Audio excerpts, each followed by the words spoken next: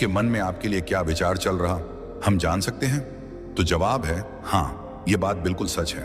और आज मैं आपको बताने जा रहा हूं कि आप किसी का भी मन पढ़ सकते हैं, वह भी बड़े ही आसानी से। लेकिन इसके लिए आपको कुछ नियमों और कुछ बातों का ध्यान रखना होगा। किसी के मन की बात को पढ़ने की स्वतंत्रता हर किसी में होती है, बशर्ते आप इसे सही तरीके से सीखें और अभ्यास करें। आज हम इस कला को आचार्य चाणक्य की नीतियों और बुद्धिमत्ता के आधार पर समझेंगे। एक बार चाणक्य अपनी कुटिया के बाहर बने छोटे से बगीचे में गए और एक गुलाब का फूल तोड़कर लाए। उन्होंने चंद्रगुप्त से कहा, इस फूल को देखो, क्या यह सुंदर नहीं है? चंद्रगुप्त ने हामी भरी, लेकिन उसका मन कहीं और था। चाणक्य ने फिर पूछा, क्या तुम्हें गुलाब की खुशबू पसंद है? चंद्रगुप्त ने जल्दी से जवाब दिया, हाँ आचार्य, बहुत अच्छी है।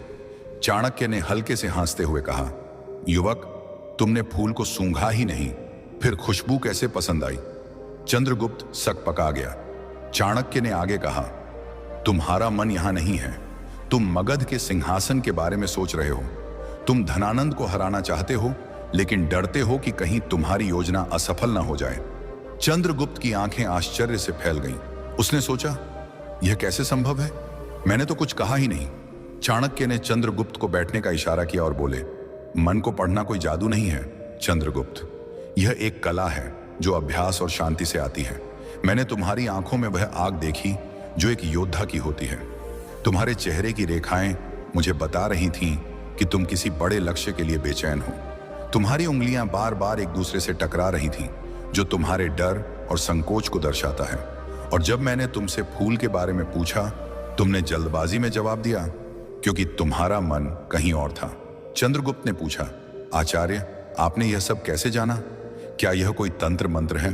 चाणक्य हंसे और बोले, नहीं, यह तंत्र मंत्र नहीं, बल्कि मन की शांति और दूसरों के हाव भाव को समझने की कला है। मैंने अपने मन को इतना शांत कर लिया है कि मैं दूसरों के मन की हलचल को सुन सकता हूं। चाणक्य ने चंद्रगुप्त को अपने साथ एक प्रयोग करने को कहा।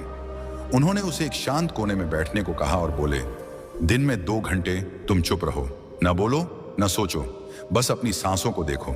जब तुम्हारा मन शांत होगा, तुम दूसरों के मन को पढ़ पाओगे। चंद्रगुप्त ने कई महीनों तक यह अभ्यास किया। धीरे धीरे वह लोगों के हाव भाव, उनकी आंखों की चमक और उनके शब्दों के पीछे छिपे इरादों को समझने लगा। तब चाणक्य ने कहा, अब मैं तुम्हें पहले एक कहानी सुनाता हूं। तुम इस कहानी को ध्यान से सुनो, फिर इस कहानी के खत्म होते ही मैं तुम्हें मन की बात पढ़ने के 7 तरीके बताऊंगा। कई साल पहले हिमाचल की हरी भरी वादियों में सरयू नदी के किनारे एक छोटा सा गांव था। वहां 2 भाई बहन रहते थे। बड़ा भाई रमेश, जो देख नहीं सकता था, और छोटी बहन अनीता, जो गांव में एक छोटा सा बगीचा संभालती थी। अनीता का बगीचा खूबसूरत था, लेकिन जंगली जानवर अक्सर उसकी फसलें बर्बाद कर देते थे। अनीता को इससे बहुत परेशानी होती थी। एक दिन उसने सोचा कि क्यों ना अपने अंधे भाई रमेश की मदद ली जाए, जो अपनी तीक्ष्ण सुनने की क्षमता से जानवरों की मौजूदगी को भांप सकता था। अनीता ने बगीचे के बीच में एक छोटा सा मचान बनाया और रमेश को वहां बिठाया। उसने कहा, भैया, अगर तुम्हें किसी जानवर की आहट सुनाई दे तो अपनी लाठी से मचान पर जोर से ठोक देना, इससे जानवर डरकर भाग जाएंगे। रमेश ने अपनी बहन की बात मान ली और हर दिन मचान पर बैठकर बगीचे की रखवाली करने लगा। जब भी उसे कोई आहट सुनाई देती, वह लाठी ठोकता और जानवर भाग जाते। इस तरह बगीचा सुरक्षित रहने लगा। एक दिन एक शाही सिपाही, जो एक जंगली सूअर का पीछा कर रहा था, बगीचे के पास पहुंचा। उसने रमेश को देखा और पूछा, क्या तुमने यहां एक सूअर देखा है?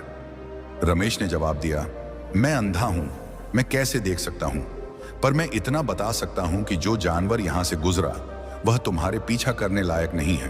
तुम अपना समय बर्बाद कर रहे हो। सिपाही हैरान हुआ और बोला, तुम अंधे हो, फिर भी इतने यकीन से कैसे कह सकते हो कि वह सूअर पीछा करने लायक नहीं है? रमेश ने शांति से समझाया, मैंने उस जानवर के कदमों की आहट सुनी। उसकी चाल भारी और धीमी थी, जैसे कोई गर्भवती मादा जानवर हो। एक सिपाही को ऐसी मादा का शिकार नहीं करना चाहिए। सिपाही और भी हैरान हुआ। उसने अपने साथियों को उस जानवर को ढूंढने भेजा। जब वे लौटे, उन्होंने बताया कि रमेश सही था, वह एक गर्भवती मादा सूअर थी। सिपाही ने रमेश से पूछा, तुमने यह सब कैसे जाना? रमेश ने कहा, मैं देख तो नहीं सकता, पर मैं आहटों और हलचल को समझता हूं। उस जान